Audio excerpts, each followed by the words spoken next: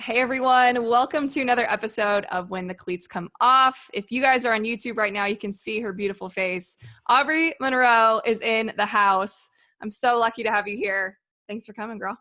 I'm so excited. We just got Me to chat too. a little bit and catch up, and now we're really ready. I know. We got to the point where we're like, we need to stop talking and start recording because we are getting some good stuff out there. But Yes.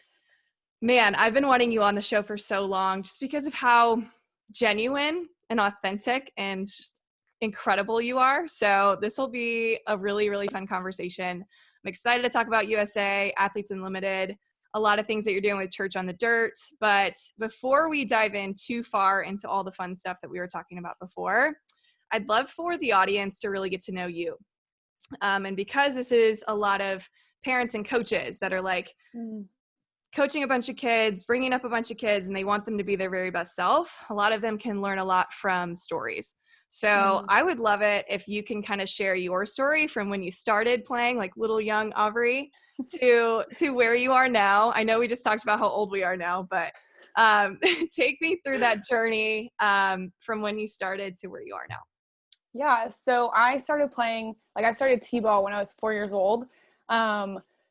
As a little girl, I was scared to try anything new. I didn't want to do anything. I cried when my mom signed me up for basketball, everything. It was just a mess. But my whole family, played softball. My grandpa coached my mom and my aunts. My older sister played.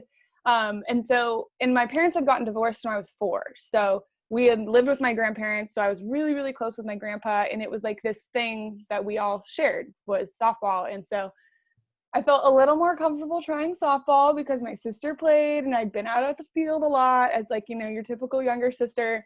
So I tried softball, and weirdly enough, I played t-ball, and after that season, I don't know what made me think I was ready for this, but I was like, Mom, I'm over t-ball. Can you move me up early? I want to play 8U. And so I was 6 years old playing 8U, and I was I had no business doing that. But my mom coached with another mom whose daughter was a pitcher, and she was the best pitcher in our division. And I was just this kid in right field, with my hands on my knees, basically, not knowing what I was doing. And so, but the way I really fell in love with the game at 6 years old was through catching.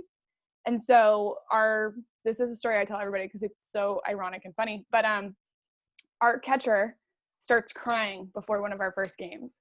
She's like, Jenna throws too hard. And Jenna's our big pitcher in all of 8U. She's older for the grade, and I'm the youngest in our division. And my mom asks me at 6 years old, I'm a little nugget, and she goes, Aubree, what do you think about catching? And I was like, what do you mean? So little.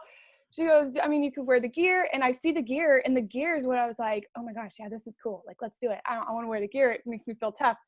And so I started catching at 6 years old because the other catcher started crying, and I was the only one that my mom could force back there because I was her kid. She can't force some other person's child back there in case they get hurt, but I can.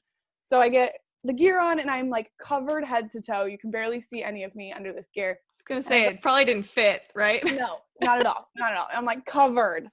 And I go out there, and the first pitch hits me right in the stomach. And everyone, the coaches come off their buckets. They're like, are you okay? And I'm like, I didn't feel a thing. This is so cool. And Jenna was so scared. My mom this is what's so funny about my mom is I tell people, my mom's name is Denise, and I tell everybody, I'm like, you guys don't know, Denise is really nice, but she's super hardcore. So she looks at Jenna, who's 8 years old, and she goes, do not be scared. You need to pitch the way, because my mom was a pitcher. So she's 100% the reason I am the catcher that I am today, because I learned at a very young age that it's all about the pitcher. But anyway, I caught 2 balls the whole night, and you would have thought that I caught every single ball and was a total stud back there. But I was so excited. I remember vividly skipping to the car after that game, oh my gosh, this is so much fun. I ended up catching that whole season. Randomly made the all-star team because all these other people couldn't commit to the tournament schedule. I mean, so much of my journey from then on is these random things happening that oh, Aubree gets an opportunity because so-and-so couldn't show up, or this, or just random things. But that's what really made me fall in love with the game is I've always envisioned myself behind the plate. I've always loved kind of it's where I felt most comfortable. It's where I felt like I really belonged. It's where I felt most confident, and like where I really learned to be a leader. And so ever since I was 6, I just fell in love with the game, and it just kind of compounded on that, being so involved. And so my mom used to ask me if I ever thought I'd want to pitch or play a different position. And I was just like, you know what? When I think about myself playing like a long time from now, I always see like my view through a mask, which is weird. Sounds kind of funky. But I always imagined myself like seeing the field like through the grill of a mask, which is funky. But that's powerful. Yeah, I love that. I don't know if I've ever shared that on like a podcast or anything like that before, but it was something like that I just really felt strongly about. And so I had years where I would play other positions, or there was one year where I like only played third base. I didn't catch for like almost a whole year. Worst year ever. I'm just kidding. Pretty much, yeah. I was like, this is weird. And then I was catching again, and I just have always loved the leadership aspect of it and the communication aspect of just being involved. I love being involved in every pitch, and I knew I didn't want to pitch because my mom would have made me throw every single day. Yeah. It's like, I don't want to do that. But yeah, I just fell in love with the game that way. And let's see, when I got to high school, I was playing for one travel ball team, and it was, recruiting was still like, it was getting to that earlier stages back then. And so it was like, all right, I have goals. I know where I want to go. Did not think that I was going to end up at Florida by any means. And going into the summer before my sophomore year, my mom and I were just kind of talking, and we're like, okay, I think it's time to be challenged. I think it's time to try and level up a little bit where we're at travel ball wise. So we started going to all these tryouts. I went to one tryout and I threw up. I was out of shape, and it was hot, and it was like the longest tryout. It was like a 6-hour tryout. I was blown away. Crazy. Threw up, and I remember crying with my mom. Like, Mom, nobody's going to take me. This is horrible. I'm going to have to go back to my old team after I told them I was going to leave. Like, it was just a mess. But that pushed me to work every single day until my next tryout 2 weeks later. I was like, I'm never letting that happen again. I do not want to do that. And so I went to 2 more tryouts, and they were just like, we don't need a catcher. We already have some catchers. We don't need a catcher. And finally, my last tryout, I'm going to say tryout because I'll explain that in a second, was with the SoCal Athletics under Bruce Richardson. And I went into that tryout thinking, all right, Aubree, this is your last one. You got nothing to lose. You've got a fallback plan with this other team, but it's not really the direction we're trying to go. So I was like, okay, you got nothing to lose. Go for it. And I remember playing with those girls and being like, this is cool. The coaches were so intense. My mom was thinking, well, these guys are going to be too intense for her. She's not going to like it. And I was like fired up.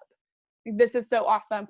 And so afterwards, my mom and I are like, okay, we'll wait to see if they like call us or something. And the coach comes up to me and goes, we're having a meeting and we'd like for you to stick around. And we're like, oh, okay, yeah, cool, no problem.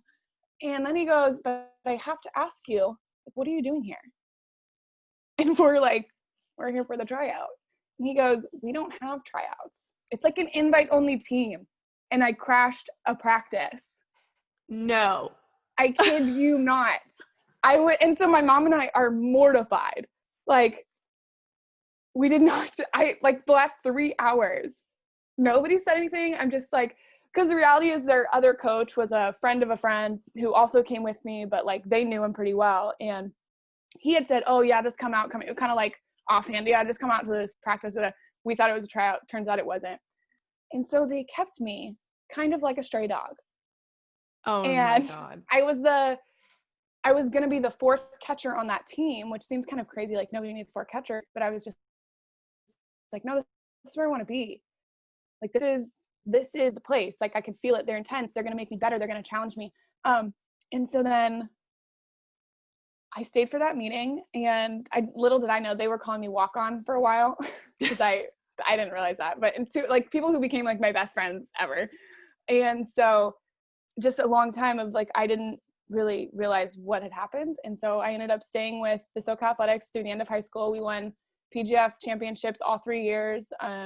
And I ended up catching all 3 of those championship games. And that's where I really, really learned how to win and what it meant to be a winner, what it meant to go about my business in a very like professional way.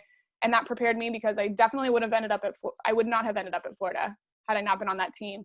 And then I got to Florida, and that's a longer story, but I just felt like I really knew how to compete, and I knew how to handle adversity. I knew how to handle tough coaches, like Coach Walton. I love him. He's a tough coach though. And I struggled a lot my freshman year, but I came back for my sophomore year, like just hungrier. I worked every day that summer to be a better hitter, because that's what had really held me back my freshman year.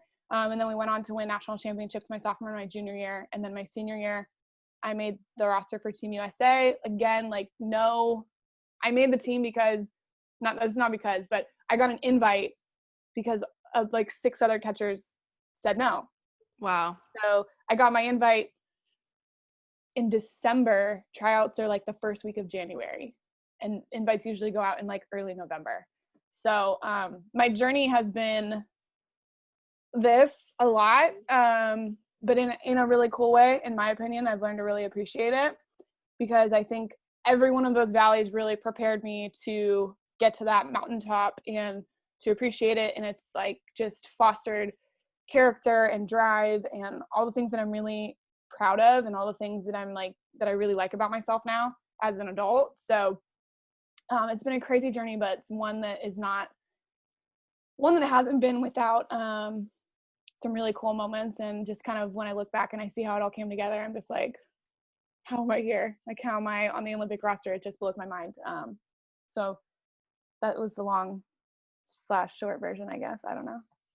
It was the perfect version, if you ask me, just because I have so many questions now based on the story itself, because it looks like you were just enjoying the ride, and trusting the process. I know people say like, trust the process, but your story is literally the epitome of trusting the process. Like, when you work really hard at something, things happen. When you accidentally go to a tryout, aka practice, things happen. Like, if you just show up, do your thing, go all out, like, people notice. Mm-hmm. So I know a lot of people, they get nervous for like real life tryouts. Like, we just got done with tryout season, and I put out a TikTok about tryouts. I kid you not. And so many people were like, I'm so nervous. What do I do? And I'm like, if you have trouble like not focusing, I need you to just like maybe pick one other person to compete against, or really just do your thing and don't care at all about what anybody else thinks, which is a lot easier to say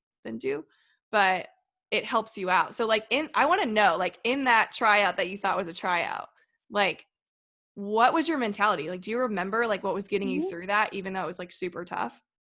It was a combination of, I have nothing to lose.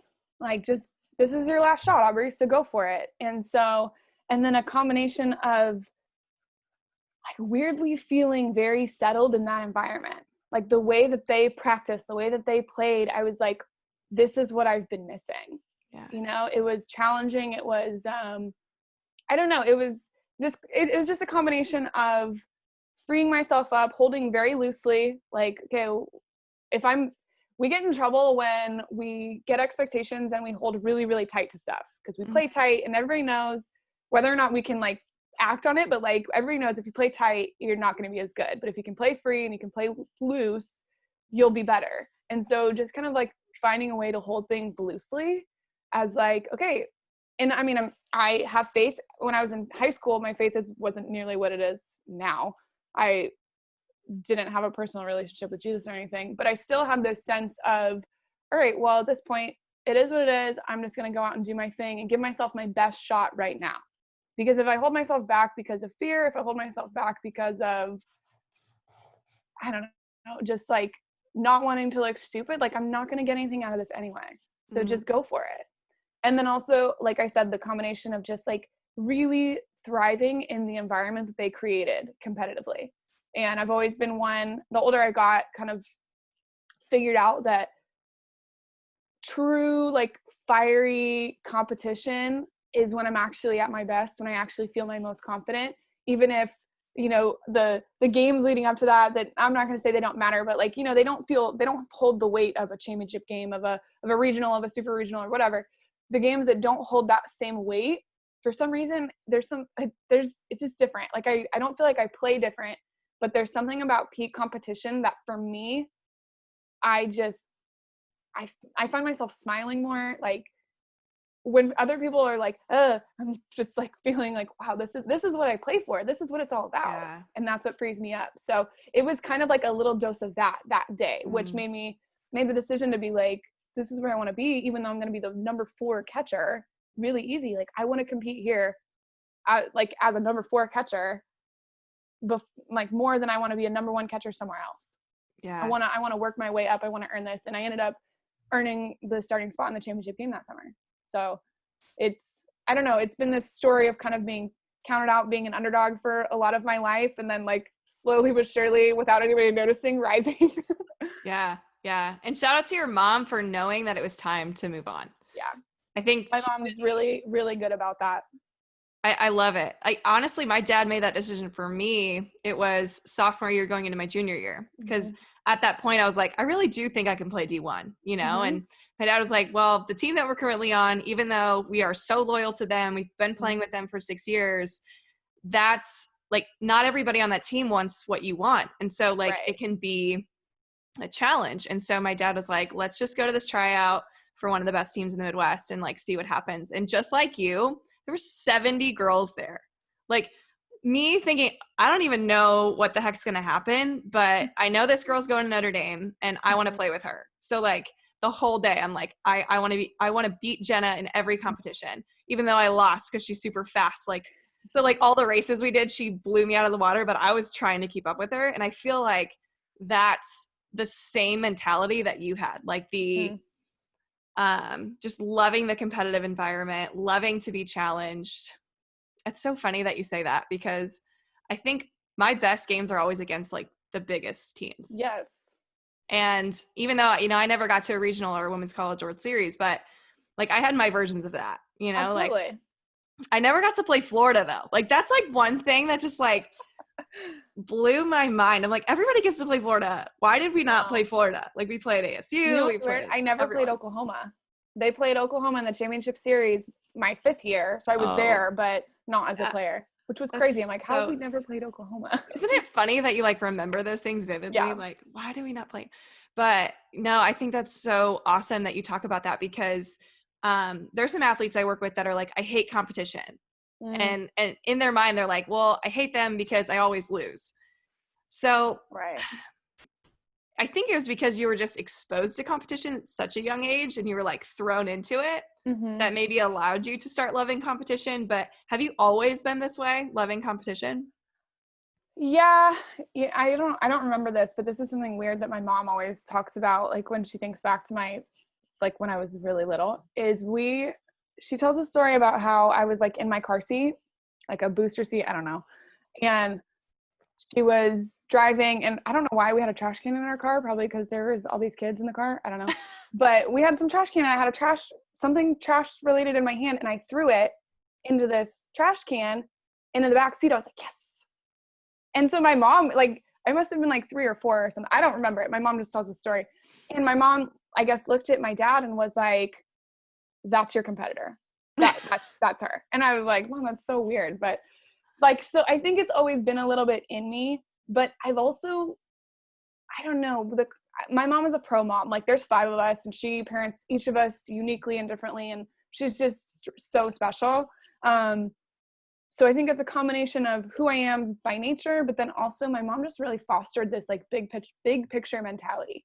You know, she's really good at kind of casting this vision of, okay, I see you can do this. Like if you have this goal, let's look at the baby steps to get there. And let's kind of like really believing in my big dreams while also being very realistic about like, okay, that's going to require X, Y, and Z. Are you willing to that? You know, so, but with that said, I don't like with that big picture mentality, it was always like, okay, if I lost in a competition, like, yeah, that sucks. Like nobody likes to lose, but being able to take that and learn from it. So I feel like I learned that skill at a very young age of really making losses and failures count and not just be something that like weighs on me and like, I didn't like that. That was no fun. Da, da, da.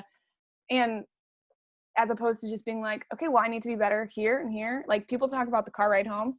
And I know you have a lot of parents and coaches and stuff listening. And there was plenty of doozies where it's like, I cannot believe I have to sit here for 30 minutes and listen to my mom. I get it. Everybody, we've all experienced that. Yes. But I don't know. It was always like, let's talk about what you did well. Cause I love praise.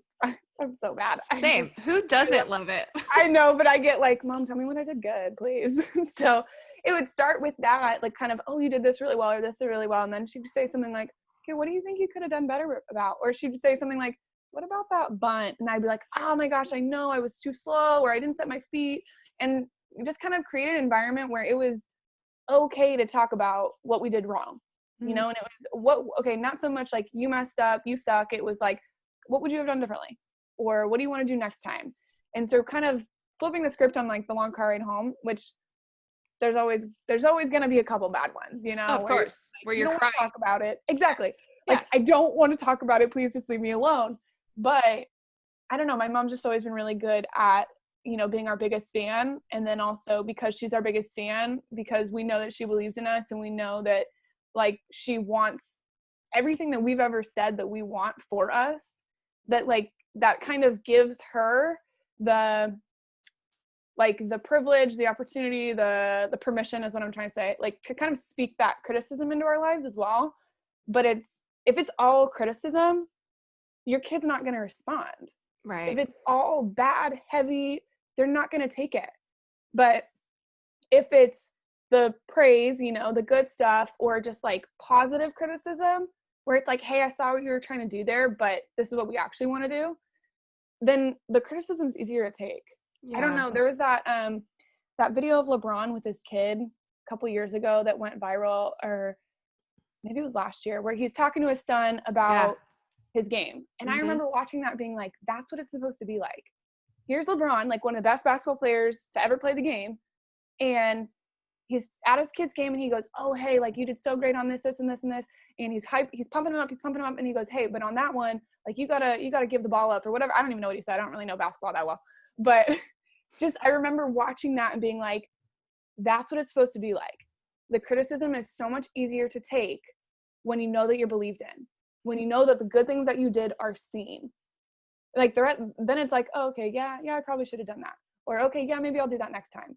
I just think we have these like softball crazy parents and coaches sometimes that like, it's coming from a place that wants your kid to get where they want to go and like achieve everything. But it's like, how is it being received? It like has to be considered because they're kids.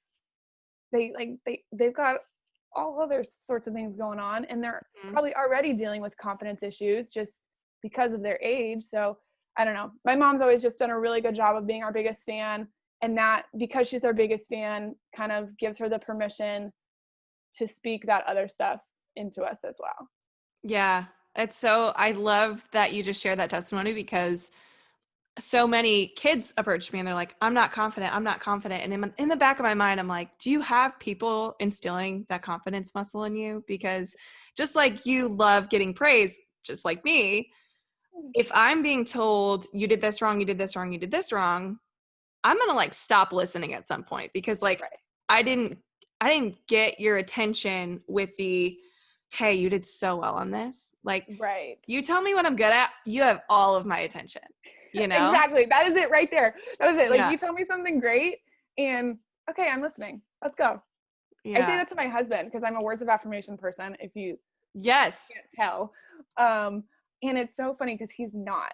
And so I'm like, when you tell me you're proud of me, I'm like, oh my gosh, he's proud of me. But if I tell him I'm proud of him, he's like, cool, thanks. You know, it's just kind of like knowing yourself, and therefore as a parent, knowing your kid. Yeah. Like how do they feel most loved? How do they feel most seen? And channeling that. Yeah. You're talking about love languages, right? Yeah. Words of affirmation. See, I took the quiz, but like, I think it was a biased answer when I did it, because I was just like, I think this is what I should put, like, instead of just like, you know, but yeah, it's interesting to see what people's love languages are. But it's so true. Like, everybody is different. So even these things that you're sharing, like, this might not work well for a young boy. athlete. Absolutely. Like, because I think boys are like, no, tell me the things. Like, I want to know what I screwed up at. Girls are like, hang on. If you don't praise me for the hit, then it's almost like the hit didn't happen, you know? And it's almost like I don't feel loved. I don't feel like you can be proud of me. Like, if you're not saying that I did something right. And it's not something that I feel like needs to be, I don't know where I'm going with this, but I don't want you to think, oh, only praise your kid. Because if you're only praising her, then it's like an ego. Then like we don't want to mess with that. But like there's a balance. Absolutely. And your mom figured that out with you. She did. Like I said, she's a pro mom. She's so great. I just love her. Yeah. She's coming to see me today, actually. Not that is relevant to your podcast, but. Oh yeah, I saw you were posting that on your daily gratitudes. Yes. Oh my gosh. So I'm sharing this because I think it's so important to do this. We are in a time where there's so much chaos going on. We're literally recording this like 2 days after the election. Yes. Still no answer. Right. But I think what people need right now is like that hope, and just like looking for the good. So tell me why you started daily gratitudes, what they are, because I'm hooked on them. I love them. And I think that they can truly change everyone, whether they're an athlete, a parent, or a coach. Right. Well, I got it from this girl I went to school with. I actually didn't really know her very well in school. I knew her boyfriend, now husband. And she was a former athlete at UF, and I follow her on Instagram, and she started doing these daily gratitudes. And at first I was like, all right, cool. And I'd read them and thought it was fun. And she's so good at like doing it every day. I miss days all the time. I just get busy. But she started doing it. And what I loved most about it was the way she would articulate like these itty bitty things about her day. Like stuff like, oh, when the light hits my window just right and it makes this cool like shadow. I don't know. But it was just like, I remember reading them like, how cool is that to just like really look for stuff? And I messaged her about it a couple of times. She goes, no, it's been really cool. Like even on days, like when I have to like work hard to get to 10 things. She's like, I feel like it helps me. And so I started doing it like a year and a half ago. And then I just got busy, started, I just stopped. And then after AU, I came home and we just got a house and like all these like feel like big adult things are happening. And I don't know why, but I was feeling like this weird kind of like restless, just like negative. I'm like, how could I possibly be negative right now? We just got our first house. There's all these great things. My husband worked so hard on this house while I was gone at AU to make it like nice. And I'm like, how can I possibly sit here right now and like not be just beaming with gratitude? And so it was kind of like this check on myself of like, okay, don't really like where my head's at right now. I'm kind of feeling more negative. I'm a pretty positive person and I'm not really feeling that right now. So instead of just letting this go on, I'm like, let's just get back to daily gratitude. Let's like find little things every day. And I don't know, it was just kind of, one, it was good for me to sort of like just take that second to check myself, be like, okay, Aubree, you don't like this version of yourself. You don't want to be this person. So let's like not let this keep going. And then just kind of getting back in the rhythm of finding things to be grateful for. And sometimes it's really easy. And sometimes it's like, how am I going to get to 10 today? And I start, but it's, I don't know, noticing the little things. Like I must put like having a cold glass of water on there like multiple times, but I'm just like, gosh, I love cold water. Like I really am grateful for water. Yeah. And so like stupid little things like that sometimes they're big. I don't know.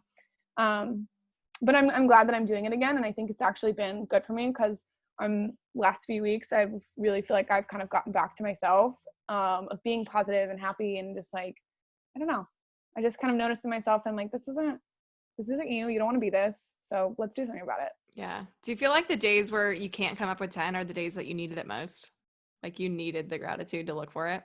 Yeah. Yeah. And I think I like that it makes me sit and think, like really, even if I'm looking for something and I'm like searching for it, and I find myself sometimes like I'll be sitting down and I've got my phone and I'm sitting here and I'm like physically looking like, what in this room am I grateful for? Like, but it really makes me sit down and think about it. And I don't know, it makes me, those ones usually take longer, but I'm sitting in this feeling of like, be grateful for longer that day. So, Yeah. And in a world where like things are moving so fast and you feel like boom, boom, boom, I need to go to the next thing, just yes. sitting back and just breathing for a second, it allows you to like be a little bit more present, I think. Yeah. So because you started them, I was like, you know what? I need this right now. So I started doing them and I Love feel the same way. I'm like, some days where I'm like in my low point, everybody's it. got like their highs and lows of the day. I'm like, Yeah. oh, perfect. Time for a daily gratitude. Time to get my head Mhm. right. Time to realize that there's a lot of beauty in front of me that I'm just missing. Yes. Exactly. Yeah, that's so cool. I love it. I've enjoyed doing them. Me too. And so I love that you also mentioned that you're a positive person and you basically Mhm. are like, I'm not always positive. I think Right. I think we need to get this out there because we both get that compliment a lot, I'm sure. Is like, Yes. you're always so positive. Like, how are you always so positive? And I'm like, Mhm. you don't realize I just yelled at my dog for peeing on the wall. Like, I was very upset. So true.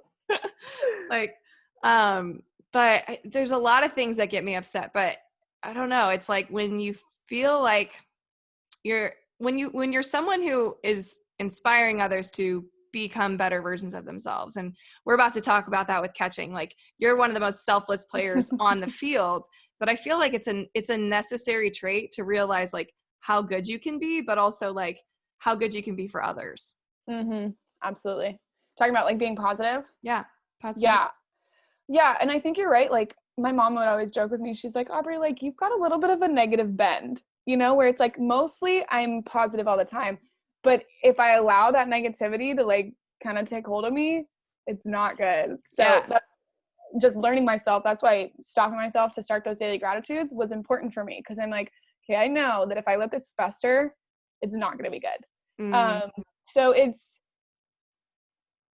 part of me. Part of it for me is like I care very much about the teammate that I am. And so what does my team need me to be? And that kind of goes into what we're going to talk about with catching, is that I was raised to be a good teammate, like first and foremost. And so my team needs me to be positive. All right. Sometimes that comes really naturally for some people. Sometimes you have a lot of negativity, or sometimes like the time that we're living in right now, it's just easier to be negative. And so I'm going to choose to be positive because that's what my team needs right now. And so I think for me, it's been always important to have like my people that I can be really honest with. So like, cause I don't think it's being fake if I'm choosing to be positive when it might not really be how I'm feeling right now. But if that's what my team needs me to be, then I'm going to bring that.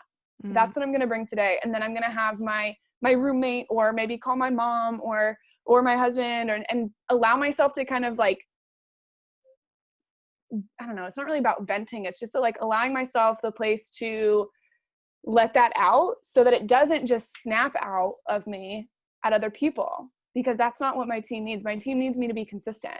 And I had a coach in college who used to tell me and one other person on the team, no bad days. And that seems kind of counterproductive, because you're like, okay, well, everybody has bad days. Like that's a lot of pressure. But I like that responsibility personally. I take that on as being a leader. So it's, for me, it was, yeah, my team can't afford for me and this other player he's talking to have a bad day, because of what we bring, like the role of our positivity, the role of our attitude and our effort every single day is that important. So I don't know. It was something that it's always kind of stuck with me, where I'm like, okay, why does everybody else get to have bad days? But it's a part of responsibility, and it's part of being a leader. And so for me, I take pride in that now, of like, okay, yeah, no bad days. That doesn't mean if I have a bad day, I can't, go back to my room and call my mom and talk about my bad day. But I can't let my team that needs me to be this today, I can't let them see my bad day, because then it's gonna permeate into the whole group. right. So I don't know. That's kind of my thoughts on that. Yeah, probably because like your teammates rely on you to have that energy and to have the Yes. positivity, because like they know that you're that person where when they have a bad day, they can kind of talk to you about it. But Yes. also being that person as well, it sometimes takes a toll on you, because Mm-hmm. if you're taking in all of everybody else's bad days, it kind of like it makes you have to, I don't know, it takes a lot of energy out of you. It I've does. I've felt that. Yeah. I've talked to Haley McClenny about that too, because she's one of the most special athletes I've ever played with. I mean, not only her physical abilities, but like the way she brings energy every single day. But Mm, we've talked about it too. Like, it's a lot of pressure sometimes. So you have to have your people, you have to have your people that you can be like, I don't really have it today, And so like me and her have had conversations like that. Like, you know what, I'm just kind of in a funk today. And then for me, the person that I am, I'm like, okay, I need to step up today to kind of counteract Halo. Okay. And not because she can't do it, but because she deserves that grace because she brings that every single day, And so rather than everybody feeling, oh, Halo's not having it today, or she's not, she doesn't seem the same. Okay. I'm going to level up mine so that we're not missing anything today. Yeah. And so I think just being aware of people and like, just kind of like keeping a pulse on those people on your team that are positive, that seem the same every day, that seem like nothing ever bothers them. It's like, that's not human. That's not right. Like, that's not normal for nothing to ever bother somebody, but they choose to show up every day. And that's fantastic. You love that about them, but kind of keep an eye on them. If like, okay, something seems off with them, check in with them. And then maybe give them the grace and level up yourself for that day to help take some of that pressure off. Because I mean, you kind of talked about it. It can wear on you being that person who shows up the same every day. And it's an important role, but it can definitely wear on you. Absolutely. I love that. So this is something that I've tried to explain and I'm not very good at it. So I want to see if you can. People are always saying, okay, so in the box, actually let's put you behind the plate because that's probably where you're the most competitive and like, yes, you love that spot, right? But are you smiling back there or are you like, what's the difference between, bubbly Aubree versus competitive Aubree? Because I feel like it's almost like turning into an alter ego when you're on the field sometimes. I don't totally feel like an alter ego.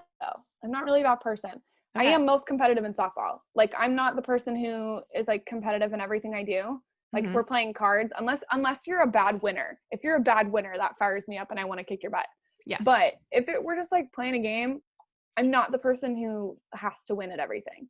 But in softball, I am like, turn on every competitive thing in me. Yeah.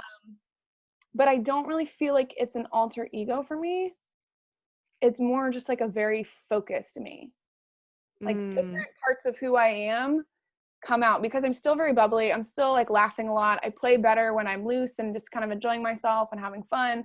I'm a very smiley player. That's I know I've always been kind of perceived as like weaker or not as tough because I'm a happy player. But I'm just like, it's not me to have that mean face when I compete. So I want to be who I am. But I will say that there's a fieriness, like especially when things aren't going well. Okay. And I'm like, okay, my brain is going like, okay, how am I going to turn this around? How am I going to get the pitcher to hit her spots? How am I going to, like, so much of my job involves other people that it's not just, most of what fires me up is about other people. Like, what do I need to do to get them there? And so it's more that my brain doesn't stop. And I feel like I get hyper focused as opposed to like a different version of myself. But I really like laughing on the field. And I feel like the culture of our sport has shifted from what it used to be. It used to be like intense, like mean girl kind of thing. And like, that's what made you tough. And the culture of our sport has changed. And this is I have a whole theory on this, but it has to do with not being in the Olympics and not being in the Olympics for the last 12 years or whatever, that people shifted their focus a little bit to enjoying the journey more. Like, yes, we all have goals. Yes. Like, okay, from when I was in fourth grade, I knew I wanted to play in college, and those goals, the where changed, the level that I wanted to play at changed, and I had those goals. And so it wasn't so much that the intensity shifted. I just think that we all just kind of adapted to the normal of, okay, college is pretty much it. And yeah, we had a pro league, but it was like, the security of the pro league was kind of always up and down and struggle, or just not many people went pro after college. So it's kind of like this combination of like, this could be it. Like, we're not like guys where we can go into the minor leagues and pursue this professional career. And I'm not saying minor league baseball is like a easy job by any means, but like the idea of being pro for a long time, no matter what level you're at, seems more attainable. Mm-hmm. And college for a lot of us is it. And I know that sounds weird coming from me, but I just want to be realistic about that. And I think it's changing. I think that there's a lot more women like you, like myself, that are passionate about extending the lifespan of a softball player, or the career of a softball player, because we see how important it is and we see how fun it is. And we want women to have opportunities going beyond college. But for a while, college was sort of like the peak, at least in like viewership, you know, fans, all that. Like, you got going in college and you're like, oh, this is cool. Like, I'm playing for something. And I just think that it's shifted to really enjoying the journey and enjoying like the people you're around. And that made it a little sillier. And I don't know, I don't really like using the word silly, but it's like, it just shifted. And I think it has to do with, not everyone was vying for this Olympic thing because it wasn't possible. And so it's just kind of shifted, and I like it. I think it's cool. I think you see more personality now with athletes. Yeah. I mean, I think of like Sis Bates, right? Who, she's a stud and she just looks like she's having so much fun. I have sisters who are 16, they're going to be 16, and they love watching Sis Bates, and because she smiles, because she looks happy when she's playing, you know? So I think it's created something that makes the game more attainable. You know, you've got these little kids that they're playing because they love it. And then they see women in college who just look like they love it. And so it seems more attainable. Mm-hmm. You know, it's not so like, oh, I don't look like her. I don't compete like her. It's, wow, she just looks like she's having fun with her friends. And she's really good and she's competing her butt off, you know? So the whole culture of our sport has changed, and I like it. I think it's fun, but I also know that there's a fine line between just having fun and competing. And so learning to enjoy the competition is the sweet spot, in my opinion. You said that so well, because again, like I was always told, like, why are you always smiling on the field? But like, how are you so intense in the box? Like they're like, how do you do that? And so the way I looked at it was like, yeah, maybe it's an alter ego, because like, I don't know, like I'm not smiling in the box. That doesn't work for me. But I am the one as a first baseman. I almost took that catcher role. Like when my pitcher, Lily, who was my best friend, like when she was not with it, like I would go up to her and I'd like have my glove over my face and say something silly. Like, I almost said something that I probably shouldn't have said, but like, I don't know, something to make her smile, you know, like, because that's the game. Like when she's like too intense and you can tell like it's getting to her, like something's rattling in her head. Like that's where I'm like over there, like cracking a joke, you know? And I think it's important to play loose. And that was something that I also did as well. But I'm glad you mentioned that it's more of a hyper focus, if anything. And if anything, those are the moments that I like the most. Like the games where you win by 10 runs, like they're not really that fun. No, they're not that fun. Right. Cause like your brain's just like kind of just there and you're like, okay, well, we're winning by a lot. Like, what'd you have for breakfast? Like, I don't know. Like that's not why I showed up. Like I showed up to compete. I showed up to, you know, have a chess match against this pitcher and like make it a tough battle and go through a strikeout and realize, hey, you're not getting me again. Like those are like the most fun moments. And so I want to get into more catching talk with you, because I know this is your entire passion. And, you know, and the first thing I want to bring up too is you are not what most people envision a catcher to look like. No. Right. Like I have parents that are like, my daughter wants to catch, but she's so small. I'm like, okay, I need Aubree Munro on the podcast to talk about this. Yes. Because you were behind the plate at 6 years old, probably the tiniest on the field, still getting it done. So please tell me why being small, quote unquote, doesn't mean you can't be a great catcher. Yeah. And it's funny because small can be like viewed two different ways. Small, like short, she's not big enough, or small, like I'm too lanky and too skinny. I've been told I look fragile. I was told at 12 years old that I was not strong enough to play D1. I was told if I had $1 for every time someone has asked me, what position do you play? And I say, I'm a catcher. And they're like, aren't you too whatever to be a catcher? Or, oh, you look like a pitcher or first baseman. And I'm like, no, sir, I'm a catcher. Like, I would be a rich woman. Okay. But I don't get $1 for all of this. So I'm not a rich woman. But I just think that's the beauty of our sport, that you do not have to fit a mold to be a good softball player. You might have different strengths than somebody else. Like, not everybody is going to be a power hitter like Lauren Chamberlain or Lauren Hager. Like, I used to be put in Lauren's hitting group in college, and I'd be like, why am I in this group? Why am I hitting with her? I don't want to do this. Like, because I'm like muscling it to the gap, and she's like easily hitting it way over the trees. And I'm like, she makes everything just look effortless. So, I mean, she's just gifted, Yeah. you know? And it's like, okay, I don't belong in this group, but I'm like, it's part of being confident in what you bring and what you're good at. And I know that's hard when you're little, like you don't really know yet, but the beauty of our sport is that, like, unlike in basketball, where if you are tall, that's a huge advantage, or swimming, sometimes your shoulder, like your build will make you a better swimmer. There's a lot of like sports that have these things that are a definite advantage. And in softball, like, yeah, being super strong is an advantage for power hitting. But, you know, I feel like me being really lanky is my advantage for my arm and why I throw so well, which is like the thing about me that everybody like remembers is how I throw. So I'm like, but that's because I'm lanky and I get whip. It's not because I'm strong. And so I don't like when people try to put kids in a box, because I was that kid that was told that I wasn't strong enough, couldn't do this, couldn't do that. But I think I'm super flexible. So I can, just because I'm 5'10", I can get to be like this big, you know? And it's just like figuring out what works for you. And if you're willing to put in the work to like maximize your body's potential and to learn the skill set, you can be great at our sport. And so I don't know. I just, there's obviously like, there's things about, okay, if you're lefty, like you're probably not going to be playing third or short. Like, it's not a great idea. But I mean, somebody's done it before. So if you love it, make it happen. I don't know. I just think I don't like it. I don't like when people try to put kids in a box. Like, it's one thing if you're just like, okay, you're not putting in the work to be good at that. That's different. Or you're not figuring out how to maximize your body, like, or understanding the player that you are.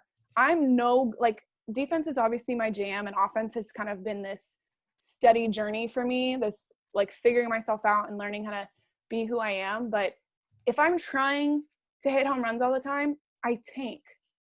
Like, it's not, I don't have the power for that. I'm the type of hitter who, if it happens, it happens. And that's awesome. So I have to focus my energy to maximize my body, to think more gap to gap, to just try to barrel the ball up. But so it's kind of this process of, one, putting in the work to get good at something. And then as you get older, as you kind of learn yourself, as you really come into your own body, maximizing the things that make you unique. And so I think that's what it's all about. It's not about fitting a mold, because our sport doesn't have a mold. Except speed. Speed is always good to have. Speed is the one thing that it's like, it's always a bonus. Exactly. I don't have it. Well, I mean, then you have those people that are super fast but aren't smart. So it's like, all right. Also true. So you got to have the whole package. But it's almost like you knew that Ashley Burkhart Training's slogan was, "We're not here to fit a mold." I love it. I need to figure out my marketing on that when we talk about your podcast airing. No, I love that. But nobody thinks about it. They all think, oh, I don't know. I just think of like all the different types of pitchers I've had. I've had tall pitchers. I've had short pitchers. I've had little pitchers. I've had bigger pitchers. And it's like, almost every pitcher I caught at Florida was an All-American, and they all look different. Figure out how to maximize your body. Delaney Gorley, she's small. Okay. She's shorter, but she had a dirty changeup. Okay. Lauren Hager was a power pitcher who over her career, like, learned how to really pitch. Like, she really, by her senior year, she wasn't just throwing hard. She was picking people apart. So it's like, just figure out what makes you you and run with it. Yeah. Yeah. And that you is always evolving too. Yes. It's like, I mean, you can think of anything. Like for hitting, I remember going through my career in college. It was like freshman year, the outside pitch ate me up. Oh my gosh, don't want to touch it. And then I started practicing it and getting good at it. And then I'm like, okay, well, the high and in now is a little tougher. So it's like kind of just like figuring out where you are right now and playing to your strengths. And I feel like it goes for any position on the field. You always want to play your strengths, and you know that your arm is yours. And that arm that you have is your strength. So like, why try to be like another catcher who can do something else great when you can be yourself? I think that's all about identity. It's all about, that's playing confidently, is knowing yourself. Yes. So, and you do it so well. I'm so It's been a long journey. It's been a very long journey. Yeah, like you've worked your whole career to get to this point, to soon be playing in the Olympics in 2021, which is so exciting. So you talk about roles a lot for catching. So your role, like, and I know you like talking about it. So when it comes down to the role of a catcher, probably the most selfless on the field, and I'm assuming this is probably why you love catching as much as you do. So like, what is it about the role of a catcher that just lights you up? So many things. But you're right. It's about being selfless. And I think that's something that is a little bit innately who I am, but also just how I was raised. I mentioned that my mom was a pitcher, so I knew what it took to be a catcher. I was told, I started catching at 6 years old, really was loving it by the time I was 8. And I remember my mom telling me, if you want a pat on the back, you pick the wrong position. And I was like, okay, what does that mean? She goes, nobody cares about the catcher. Like, they're not going to notice what you do. And so that seems harsh coming from my mom, but it was, as a coach, it was everything I needed. And then as a parent, my mom took like extra notice because she knows nobody else is going to notice. My teammates have no idea, sometimes to this day, everything that is going on in my head during a game and how I am expending energy throughout the game. And so but my mom does, my mom knows. And so my mom's always been really good at kind of like I said, just noticing and being the one to let me know, like, hey, that was great. Because she knew that nobody else very rarely was going to say anything about it. Because outside of throwing people out, like blocking sometimes, like pitchers, oh my gosh, pitchers that shout their catcher out when they block a ball, even if it's just a point like, hey, great job. I'm like, you guys are my people. Like, thank you for noticing. Because everything, like the role of a catcher, literally, in my opinion, is whatever your team needs you to be, particularly your pitcher, figure out a way to be that while maintaining who you are. Like, and that's been a journey that I've been on, especially the last few years, of like, okay, this pitcher needs this from me, but how do I do that as Aubree? Because I've done it the other way where I'm like, she needs me to do this, and then all of a sudden I'm not doing what I do well. I'm not being the person that is unique and like bringing what I bring as Aubree, like the intangibles about me that make me great at what I do. So I say, like, being what they need you to be while maintaining who you are. That's been like the newest aspect of this, because I just think it's important that we don't lose ourselves in the process. And that's all part of just human interaction and getting to know people and the ebb and flow of being with teammates and figuring out how to work together. But I love that I see everything behind the plate. I love that everybody sees me, that I love the responsibility that comes with everybody seeing me. That whole no bad days concept is like magnified, because if I have bad body language, everybody sees it. And I'm not so like vain to think like, oh, if I have bad body language, everybody's going to tank. No, that's not it. But it's like, but the difference in seeing someone confident back there, the difference, like, that matters. It's not so much like, oh, my bad body language is going to just like infect the whole team. That's not really true. But good body language could really affect them. It changes the energy. Yeah. Yes. And so, like, I think of really tight games. Like in 2018, we were in Japan playing Team Japan for the gold medal at Worlds. We had just qualified for the Olympics. And so we're just like on a high. We're so excited, but we want that gold. We want that 2018 gold medal. And this game goes into extra innings. It's back and forth. It was one of the most fun games of my entire career. And it was so intense. And I remember, like, huge crowd, because Japan, man, they love their baseball and softball. So they show up. And so this awesome atmosphere. And we're in like the 9th, 10th inning. We've been going back and forth. And we play international tiebreaker, unlike college. We start with that runner on second. And so it's like, I just remember feeling like I have to show up every pitch. I have to be on every single pitch. And so it was a really good lesson for me in staying present, because we had gotten the lead in like maybe the thing or something. And so I got in that bad habit of, okay, 3 more outs or whatever, however many outs it was, kind of getting ahead of myself. And then we gave up a home run and we lost the lead. And I was like, for the next like 3 hitters, I just kept seeing that pitch come in And it was like, oh my gosh. So I had to literally every pitch, I had to remind myself, this pitch, Aubree, this pitch, because my team needs me, my pitchers need me to be present. And so kind of like that inner battle of that and with those emotions, and we end up winning in a walk-off, and it was just like the coolest game ever. Like I have chills just talking about it right now. But it's just like, I remember after that game, because literally all our pitchers threw, it was just like throw the kitchen sink at him. And I remember Monica coming up to me, and that was our first summer playing together, and we had really kind of been through it, getting to know each other and really trying to figure each other out. And it was a good challenge. And I remember her coming up to me and being like, we were just so happy. And like we hugged, and it was just this cool moment of being like we did it. Like, how did we had a super short schedule that summer, and it was like, how did we get to know each other? How did we get that groove going? Like, that's the stuff that I really love. I love when it clicks with a pitcher and you get in that like just fun flow with pitch calling, because I call pitches with Team USA. So I didn't do that in college. And so last 4 years have been a journey of figuring out how to set hitters up really effectively and just learning that aspect, which I've learned to love a lot more. It's exhausting at the end of a game, but really enjoying that. And then Kaylani, who had been a total stud, like just kind of coming in and shoving that game, she came up to me after the game and she was like, we're just congratulating each other. We're hugging. Everyone's like having a blast. And she goes, you were our rock back there. It was incredible. And I would just remember feeling like that's what it's all about. That's why I like, and it's not going to happen all the time. Not everyone's going to notice, but when they do, gosh, it feels so good. I feel like that's why I pour my heart and soul into this position. Sometimes to a fault. Sometimes it's like, Aubree, stop caring so much right now.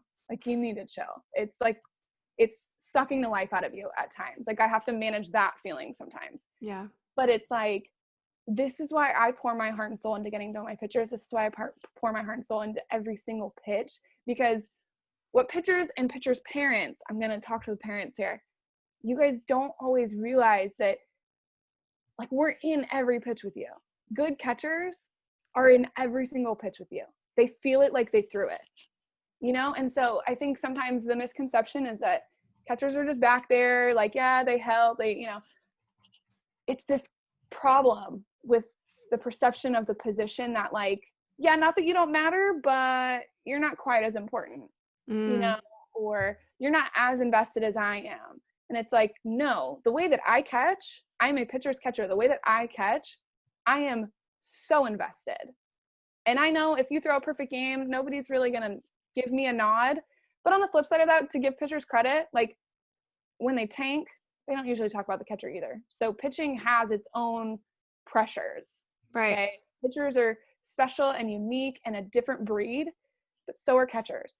And so I've been really, really passionate the last year and a half to 2 years. I'm just trying to get catchers to understand how important they are, because we don't get a lot of acknowledgement. And so you have to, it's this balance between serving your team, serving your pitchers with a humble heart, because that's kind of what's required of you, but also being really confident in what you bring, that you can be a game changer with how you receive. Getting strikes for your pitchers is like the most underrated thing about a catcher ever. And it's like, I just stretched the zone like 6 inches. Now you don't even have to throw over the plate. We are winning. And I know hitters hate that, but it's like, that's my job. Yeah. If I can take a hitter out of their approach, that we're winning, So I don't know. You can tell I'm super passionate about it. I just want catchers to know that you can change the game. You can stop the momentum by throwing somebody out. In a close game, somebody gets a runner on first and they're going to push to get in a scoring position, and you throw her out. Are you kidding me? Like, that's huge. Being able to know your pitcher well enough to get her to chill out and be like, no, hang on. This is who you are. This is what you're good at. This is what we're going to do. Getting your pitcher back on track is so important and can absolutely change a game. So I don't know, just because we don't get a lot of love, and it's like, catching wasn't cool when I was a kid. I was the only one who was like, I love catching. Nobody else liked to catch. Everyone else thought it was too hot and too much work, and just nobody liked it. And I was like, I eat that up. And I think that's one of the things that when I think about the hard times in my career, or the times that I didn't think I was going to make it, that I never thought, that I didn't think Team USA was ever going to call on me. You know, I'd won national championships and I'm like, I'm just not what they're looking for. You know, in those moments of doubt, even with Team USA, because that process is just brutal every year. Trying out, you're like, I don't know if I'm going to make it, you know? Yeah. Those moments of doubt, I just really have leaned on, like, I feel like God gave me a love for this game, and it has been channeled through catching. And so that love is what has really gotten me through any of the hard times. Like any moment that I felt totally knocked down, and there have been many moments of like, it's not gonna happen. I'm not good enough. I don't belong here. Like I've had so many moments like that in my career. But I've had so many other moments that were the opposite, like just mountaintop experiences or just little blips of like, no, Aubree, this is why you do this, because you love it. And because of what you bring. Like I don't know, I was raised to be really humble, and sometimes that's been a problem for me because I haven't acknowledged what I'm good at and what I bring. In the last, honestly, since probably my senior year of college, allowing myself to look at what I bring and being like, no, I think I'm a game changer. I think I bring something special. And not to be cocky, not that other people don't bring their own special flair or whatever, but like, no, I think I make a difference, and owning that. And so I don't know, it's been a cool journey. It's something that I'm actually really proud of and something I like about myself now. And it's been a lot of just like maturity, I think, just growing up and since college and getting to know myself better. Yeah. Man, there's so much I want to unpack because that was so good. But I feel like I'm like monologuing sometimes. Well, you know, that's where like a part of me wants to ask a question. And I'm just like, no, because like the next best sentence is about to come out of her mouth because she's just like in her flow right now. This is like your big stage. Like you're like playing the game right now. Catching does that to me. I love it. But there is one thing that you said that I really enjoyed was the fact that you have just like this gift of making a pitcher feel like she's not in it by herself. Mm. And I think some catchers get to and they don't intentionally do this, but they get to the selfish moment of themselves of, oh my gosh, a ball just went through my legs. Right. But if you let that, if people see that like that made you upset, just think about what your pitcher is now thinking. Right. Like I just trusted my drop ball right there and like you didn't stop it, which is like most pitchers are probably a little more forgiving than you think. Right. Like if a ball goes through your legs, like, and you're a competitor, you're going to know that next time that happens, like you're ready because you're not going to let that happen again. But as soon as you let a pitcher know that like you're a team, like they talk about the battery, like pitchers and catchers, like the fact that you can make a pitcher feel comfortable and you can literally, you threw out a little bit of your mom there and you said, this is what you're good at. Like that is powerful. Like if you can tell a pitcher like, hey, this is what you're great at, like let's rock it. There's so much confidence that like is just thrown at that pitcher and she has no choice other than to feel good. Yes. Right? Like when you throw compliments at people, which you're very good at. But I think that's so cool that you're having like Monica and Kaylani like realize those things in you. And I want to ask you this question because I think parents and coaches are probably like, well, your mom sees the little things that nobody else does. What are some of those little things that like she pulls out that nobody else sees? I mean, my mom was the type to sit behind home plate a lot, which was good and sometimes terrible because if I messed up, I'd literally hear her go, "Oh, Aubree," and I would turn around and be like, "Mom, are you kidding me? Stop." My dad did the same thing. Yeah. So she was pretty good about like kind of understanding the zone. So she was always really good about kind of noticing, like, oh, you were framing pretty well today, you know, stuff like that, because nobody notices or cares. Sometimes the pitchers do, which is awesome, but sometimes they're just like, oh yeah, that was a great pitch, and you're like, it was a great pitch, but it was a ball. Like I got it called a strike. So because there's like such a thing as a pitcher's pitch, you know, and that's what we want, but it doesn't mean it's a strike. Yeah. It drives the hitters crazy. I have talks with Val about it all the time because Valerie Arioto is always like, it's not a strike. I'm like, I know, but it's my job to make it a strike. Yeah. So it's just, you know, that kind of game within the game. And then obviously always being hyped up for throwdowns. And then just keeping a pulse on the game, like paying attention to oh, we were struggling, but you called a timeout and went to go talk to her. And she looked more comfortable after. You know, I think that's a big one that nobody really thinks about. The timing of a timeout is so important, you know, and when you're young, you're kind of like, should I, shouldn't I don't know if I can. But when you do, and you just sometimes it's just going out there, and this goes to understanding your pitchers.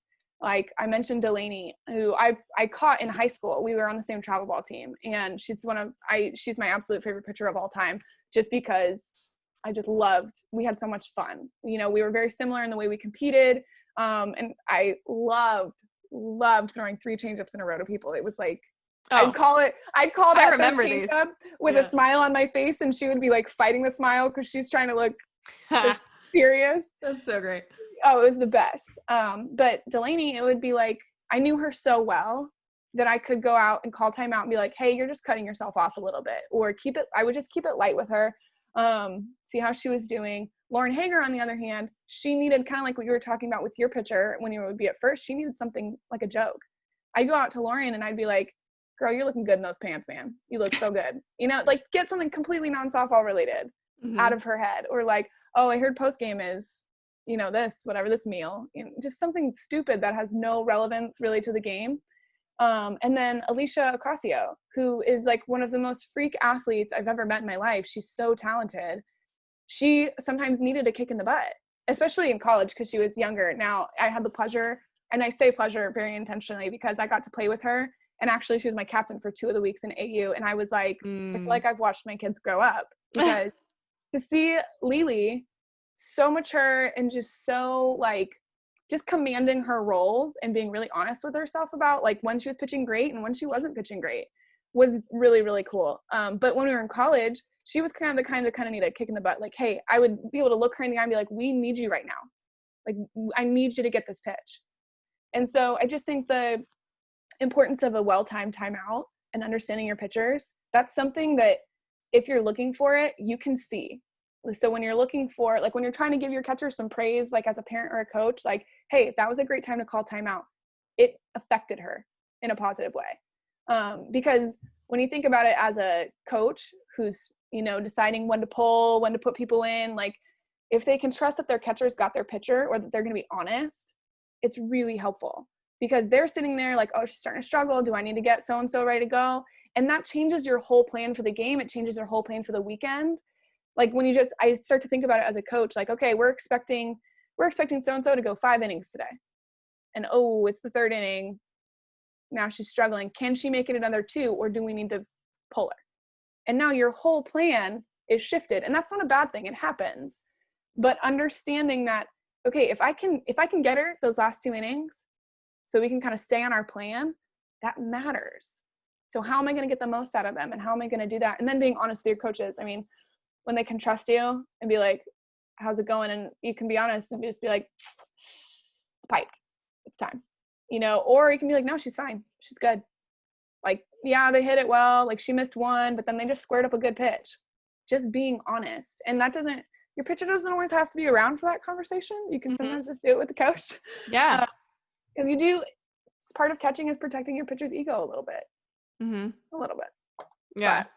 That's so good. I just think it's important a well-timed timeout is a good one to notice because usually you can see it in your pitcher's body language, whether or not that helped them. Yeah. Yeah. And you were mentioning how every pitcher is so different. Like, it's almost like you have the role as a coach. You know how like the best coaches are able to coach the athlete into the way that like they need. You have to almost understand how everybody ticks. Yes. Yeah. I know in college, a lot of times you'll see a new pitcher come in and also a new catcher comes in. But it's pretty cool to see you as a Team USA catcher. And like, you are seeing all the pitchers from, you know, all different age groups also, but also like, yeah. That part's tough with USA because they all have such different strengths. Yeah. And that's been the fun part about learning about pitch calling and really learning to set people up. But it's kind of funny, like, okay, if I have Monica, who's just gas, you know, and then I've had to learn this with like bringing Kaylani in because Kaylani throws hard too, but it's more of it's like a different style of hard. Yeah. Whereas Monica is just like, throwing it by people. So it's kind of, oh, okay. If Kaylani, that's different than her coming in, you know, like I have to maybe we have to call a little bit like different when Kaylani comes in as opposed to when she starts. Mm-hmm. You know, and same with all the pitchers. You like how they complement each other physically as well is like that's when the real chess match starts. I love calling it chess too. That's like, but as like the one who lights up about hitting, like you light up about catching, like I love hitting for all of those same reasons, just like I'm the other person. It's like, oh, this duo right here, even though they're like pitcher catcher, like they're really good, but you know, I'm better, you know, like that's just like, but like, that's the only way you're going to make it happen. It's like, you have to, and it's not an ego. It's not anything. It's just like knowing that you have what it takes to win this battle. Yes. And when you don't, like when the pitcher pipes it or when like you call a bad pitch, like that's just where the ownership of knowing, hey, that was me, you know, like I think there's a lot of power in saying, hey, we learned not to throw that to her anymore. Like you're going to make mistakes. Like I'm sure you're going to be the first one to tell me like you make mistakes just as much as anybody in the world. Yes. But like what makes it different between like a Team USA player versus like somebody who makes a mistake at a younger age? Like what do you think sets you apart from other people? Like when you make mistakes, like what happens next? Well, specifically as a catcher, like I do not have the luxury of harping on it. Mm-hmm. Like in our sport in general, we don't really have the luxury, but like pitchers and catchers in particular, like I have to be thinking of what the next pitch is going to be. Mm-hmm. Whether I just had a pass ball or I threw the ball into center field or we just gave up a home run on a pitch that I called that now I'm second guessing that call. And like, I don't have the luxury. And again, I always go back, for me, it always goes back to service, like serving my team. And so if I have that at the forefront of my mind, it's just how I'm wired. Like if I'm thinking of serving my team, of being what they need me to be, then it makes it very easy for me to flip the switch to, okay, next pitch mentality. Because I know if I'm still thinking about the last pitch, the last thing, that error, whatever, if I just struck out with bases loaded, they're not going to get the best version of me. Yeah. And I want them to have the best version of me. That they deserve that. My team deserves that. And so that's more how I look at it. It's a little bit how I'm wired, a little bit how I was raised, and just kind of what works for me. So my thing usually is I give myself like 5 seconds. If you ever see me after something happened and I'm just looking down and I'm moving my foot across the dirt really like methodically, I'm probably thinking, are you kidding me? Did you really just do that? That's a joke. What? And I'm kind of like, God, like I'm angry and I'm trying to flush it out real quick. And then I do this thing I'm doing and I just like look up and I'm like, okay, let's go. You know? And so I've had to, my mom can see it like through the TV. She's just like, oh, you seem really mad. I'm like, I was mad. But like I said, my team deserves the best version of me. And the best version of me is not thinking about what just happened. They're present thinking of what our next move is. How are we going to react and be proactive for this next pitch?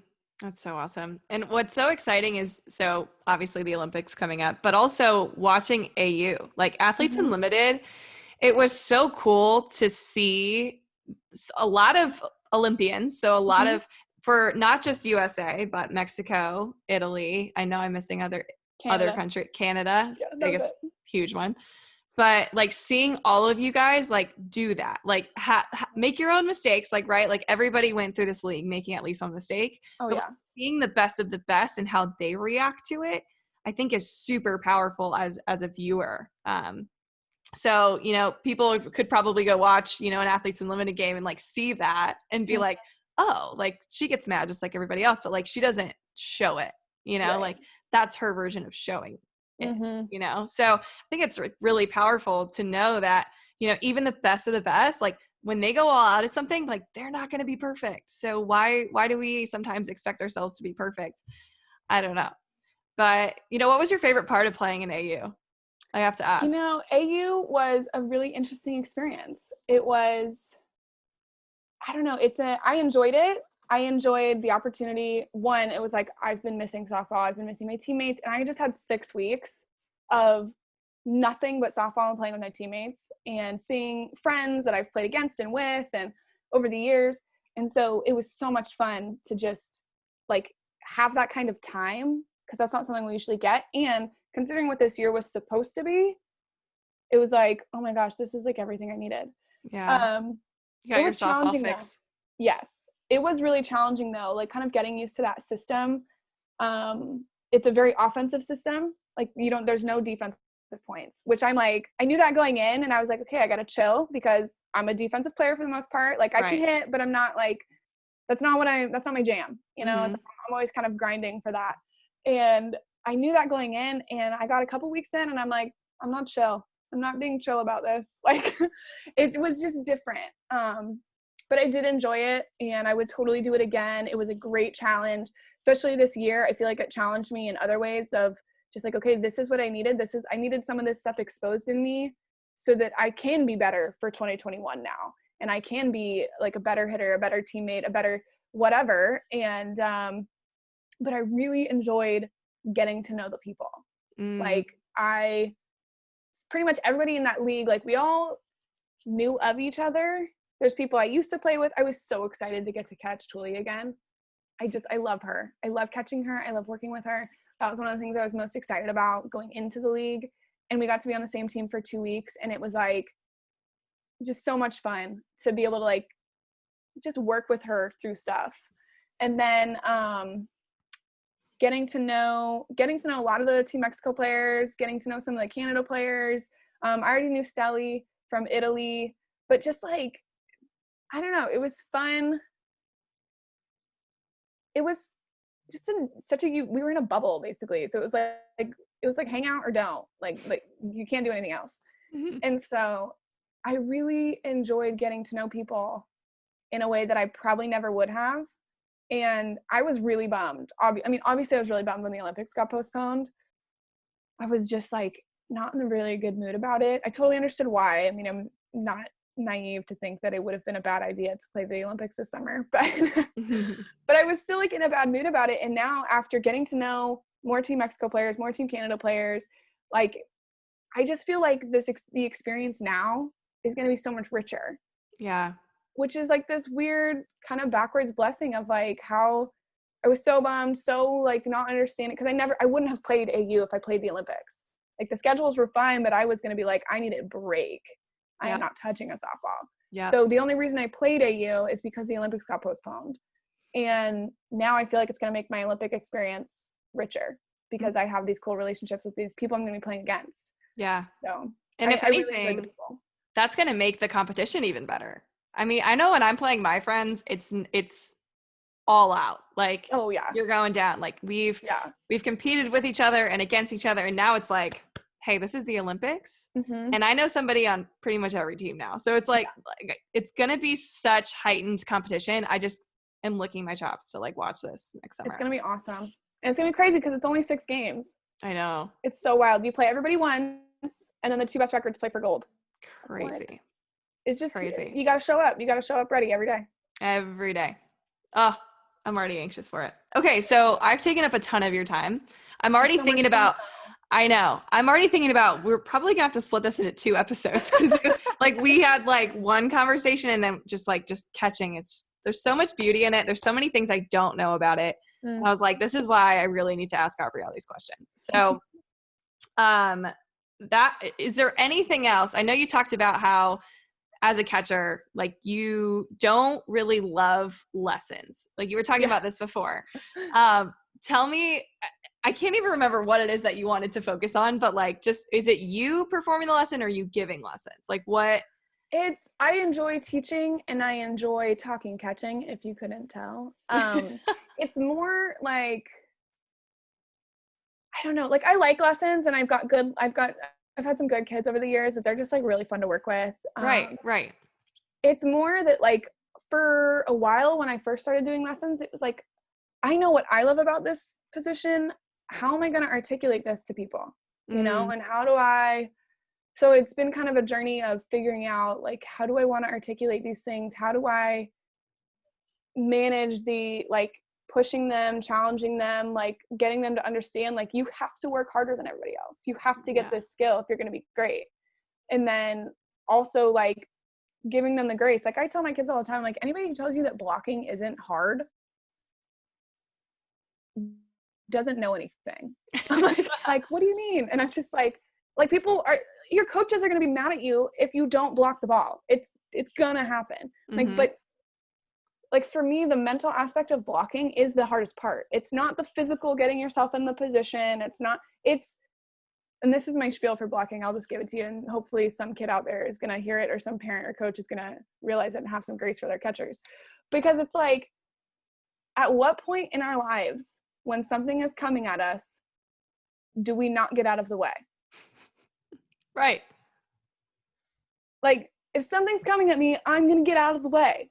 You know, I mean, outside of like softball, we're taught to catch it. But like, okay, what if I don't have a glove on? Because blocking isn't about catching the ball. It's about literally giving up your body. Yes. And so I give this spiel to kids and they're like, oh, I'm like, look, I'm here to tell you that this is hard, but you have to get over it and you have to do it anyway. You know, but like having some grace for kids that are learning how to block, because I have so many parents who are like, my kid won't block in a game. And I'm like, yeah, I know. It's a process. Like, it takes a long time to make it muscle memory, because it's literally giving your body up. Yeah. And I know we're wearing gear, and if you do it right, it shouldn't hurt. But even if you do it right, sometimes you'll get hit in the forearm and it'll hurt like all get out. And you're like, gah. But wearing it in the arm doesn't hurt as bad as giving up the game-winning run on a pass ball, in my opinion. Word. So it's like, it's this delicate balance of like, this is hard. People are going to yell at you anyway, but it's hard. And I want to acknowledge, I want to tell you, I want you to hear it from someone who's done it for a long time. But this is like, the mental aspect of blocking is the hardest part, because everything in us is telling us, nope, no. And we're having to fight that. Like this human element of it. That's like part of the job. You gotta do it. That's why taking pitches is always hard for people. Like when people are yelling, wear it. Well, here's the deal. If you haven't worn many pitches, you're going to want to back up because you know it might hurt. Yes. Right? Yes. So it takes like some sort of you're literally like fighting the human brain at that point. Absolutely. And same thing with catching. So like that's really interesting. So you're saying like most catchers that are exposed to this type of a mentality are kind of timid, or did I sign up for the right thing? Is that what you're dealing with? Yeah. Yeah. Or it's just like, it's just hard. Like I'm having to tell like a 10-year-old or a 12-year-old, stay there, stop flinching, you know, but I understand why you're flinching, you know, but the reality is if you flinch, you might get hurt more in a like exposed place like your side or your neck, or like, it's just a balance of acknowledging that what you're doing is hard and we're going to do it anyway. So I don't know. It's because catching's different. Not everyone's built for it. And I don't mean that I wasn't. Discouraging way. I was not built for catching. I caught, you're going to laugh at me so much.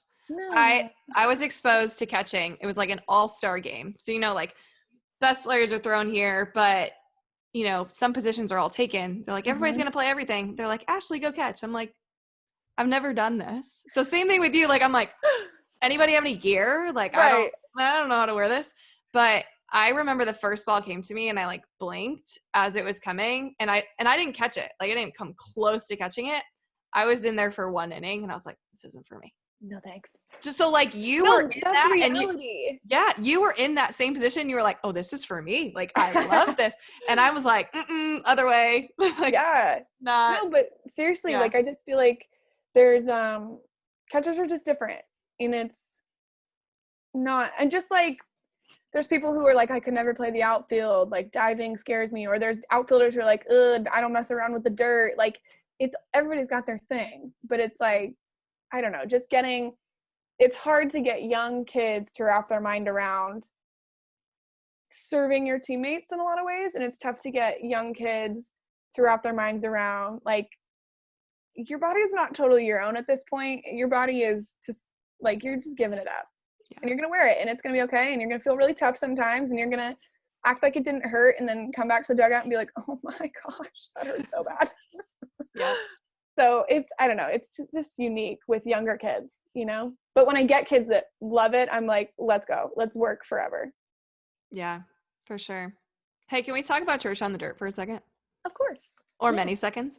I already decided this is going to be a 2-part episode. We're at the point where I'm like, I mean, we've been talking for But there's just so many great things that I know you're very passionate about, and I would be doing the audience a disservice if we didn't just learn all the things about Aubree that make her who she is. But your devotion to Jesus Christ is massive. Like, and your personality shows it. Just you as a teammate shows it. I never had you as a teammate, but like all the other people in this world that talk about you are like, I love Aubree. And that makes I me so happy. oh, I can give you names. I can give you a long list. Even my sister, who worked at one of your camps at one point in time, was just like, she's just so great.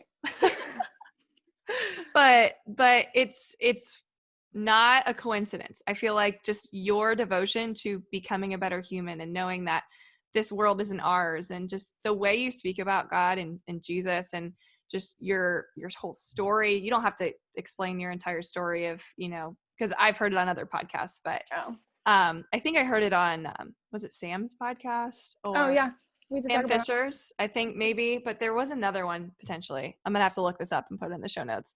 But can you just share how important that aspect of your life is, and maybe how that became? Yeah. I mentioned a little bit earlier when I was talking about my whole softball journey that I struggled a lot my freshman year. And that is a large part because I didn't really know who I was. My identity struggled a lot because I was not performing the way that I had expected myself to perform. At Florida, I had these high hopes of, I'm going to be an impact player. I'm going to get to college and Tim Walton is going to make me a great hitter overnight, which is in hindsight stupid. But at the time I was like, I'll be great. It's all good. This is where I'm supposed to be. And I spent most of that year struggling, not feeling strong enough, not understanding why I'm being told I'm one of the best defensive catchers in the country, but not really getting any innings or any opportunities.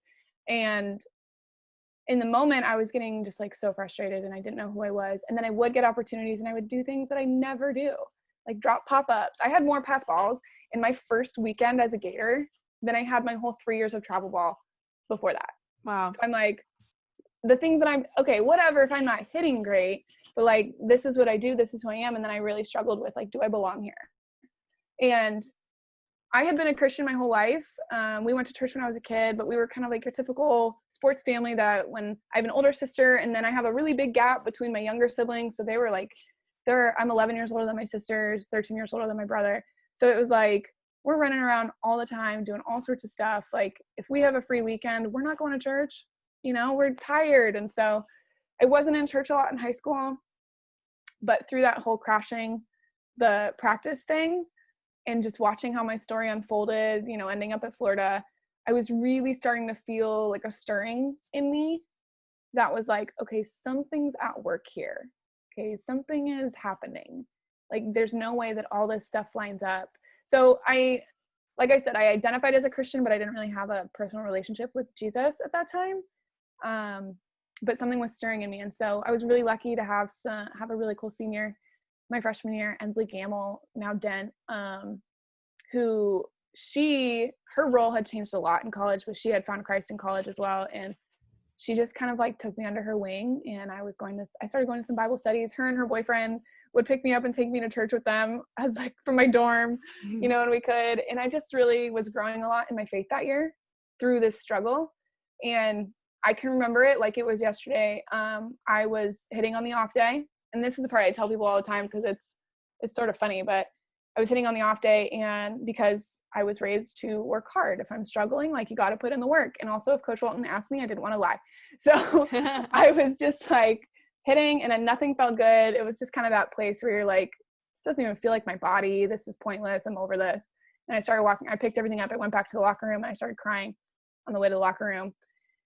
And I just was like, I finally just kind of like gave it up. I was like, okay, God, I can't do this anymore.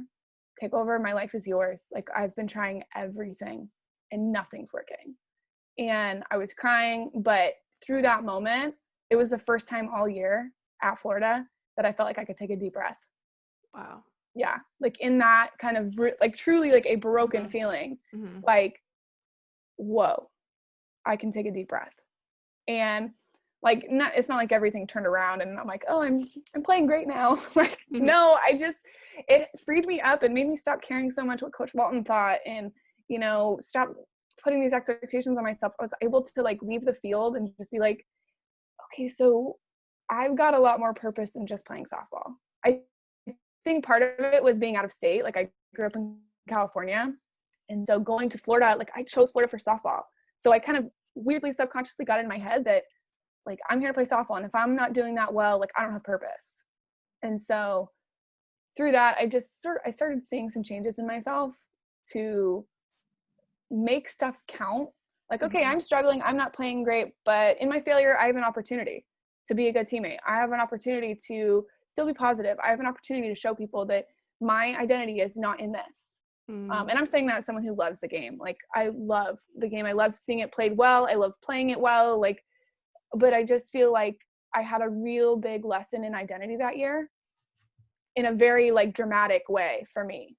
And so kind of just carrying that through the rest of my career, it affected how I wanted other freshmen to come in. So I was able to use my experience as like, okay, it's okay. Like if you're struggling, don't worry about it. You know, because that's the funny thing about my career is like nobody thinks of my freshman year except for like my family. Like, because my mom was the one I was calling in tears. Like, Mom, I just don't get it. I just don't get it. Like I tell myself to stop caring, and then I get in the game and I make a mistake and I spiral again. And just feeling like so out of control. And through that, my mom, she knows me really well. She knew I needed to at least have the opportunity to have an out, like that I needed to not feel trapped. And so she asked me on several occasions, like, do you think you want to transfer? And I was just like, I mean, I thought about it like hard. I was like, I don't know, maybe this isn't where I belong. And I mean, I committed as a sophomore. It felt right. And at the time that was early. And like May of my sophomore year. So I was kind of like, maybe I decided too soon. Maybe I was too young. I don't know. I was just doubting literally everything. Yeah. And I remember, like, I don't know. I'm not going to say it was like the voice of God because it wasn't like an audible thing. But I just remember every time my mom would ask, every time I would feel like I don't belong, there would be this weird like internal thought of, no, you belong here. This is where you're supposed to be. And just kind of clinging to that really helps me. And also, if I'm totally honest, the idea of starting over somewhere else seemed absolutely miserable. It's like, maybe I'll just stick it out here for 4 years, even if I'm miserable. Yeah. And I just, because I'm a comfort zone type of person. And so it was a combination of those two things. But I said earlier, I went home that summer and I hit every single day in the backyard with my dad. I was like, I am never letting my offense keep me out of the game again. Like, I will not let that happen. And through that, it was a really cool summer with my dad, but it was the first time, if I'm really honest, that I took ownership of my swing, that I got a plan together, which some people are like, that's crazy. How could you get to college without really knowing your swing? And it's like, my value was as a catcher, and I always figured out a way to get it done, you know, but it wasn't like this is what I want to do. This is the type of hitter I am. It was just kind of like, oh, I just figured it out. And so and my value as a catcher was always just important. And we had enough big hitters on the team to kind of make it not a big deal that I wasn't. And that's how I thought it was going to be at college. And we had a crazy year. It happened before. We had lost a lot of players. So it was like, I didn't have that luxury.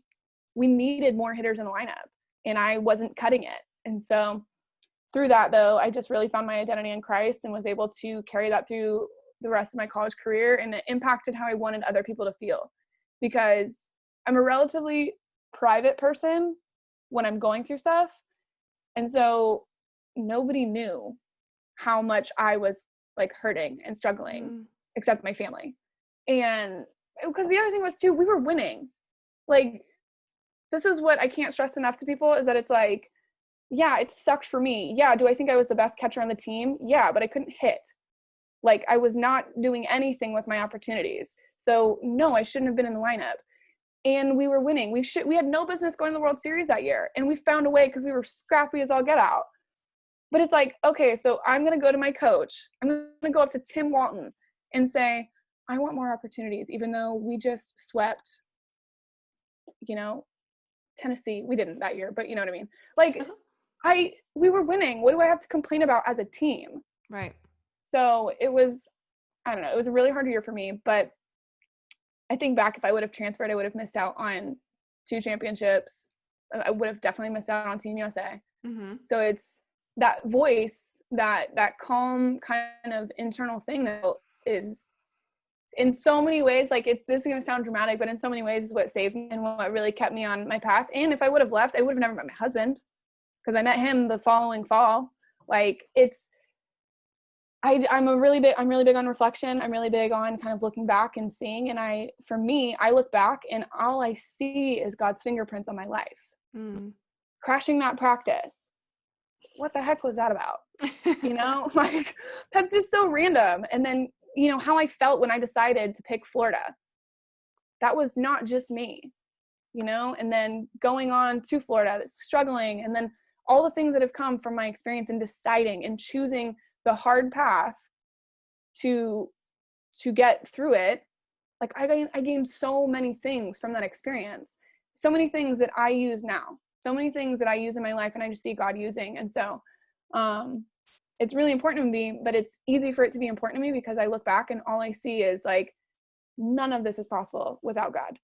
Like there's no way that this stuff happens the way that it does so perfectly, all the timing of everything, like just, it blows my mind when I think about it. And so I got into my first summer at Team USA.